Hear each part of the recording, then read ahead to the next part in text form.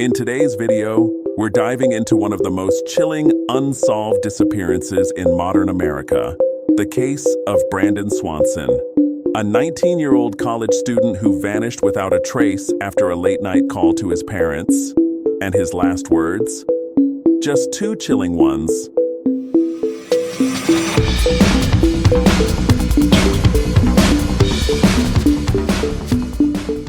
Brandon Swanson was a typical 19-year-old from Marshall, Minnesota. He was smart, friendly, and full of life. On the night of May 14, 2008, Brandon had just finished celebrating the end of spring semester at Minnesota West Community and Technical College.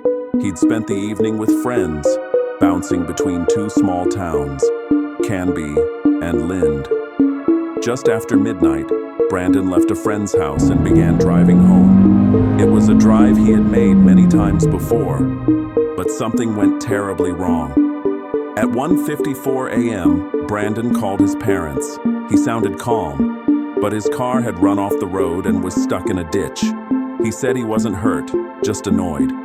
He told his parents he thought he was near Lind, so they got in their car and started driving to pick him up. But when they reached the spot where Brandon said he was nowhere to be found. For nearly 47 minutes, Brandon stayed on the phone with his father as they tried to coordinate their location. He described seeing lights in the distance and even hearing passing traffic, but somehow they never crossed paths. Then, just before the call suddenly ended, Brandon uttered one final word, "Oh shit." That was the last time anyone ever heard from Brandon Swanson.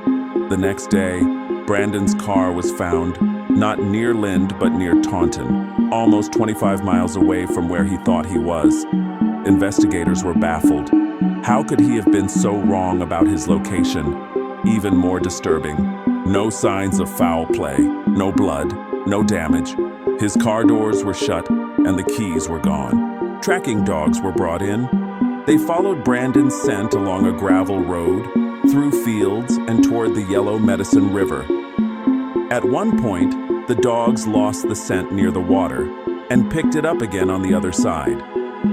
This led some to believe that Brandon had fallen into the river, but managed to crawl out. But if that were the case, where did he go after that?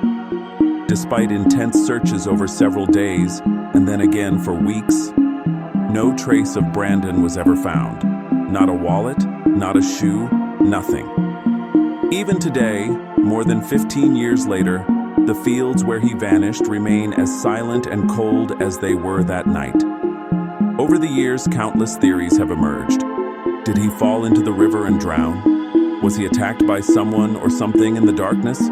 Or did he simply collapse from exhaustion or hypothermia, just out of sight?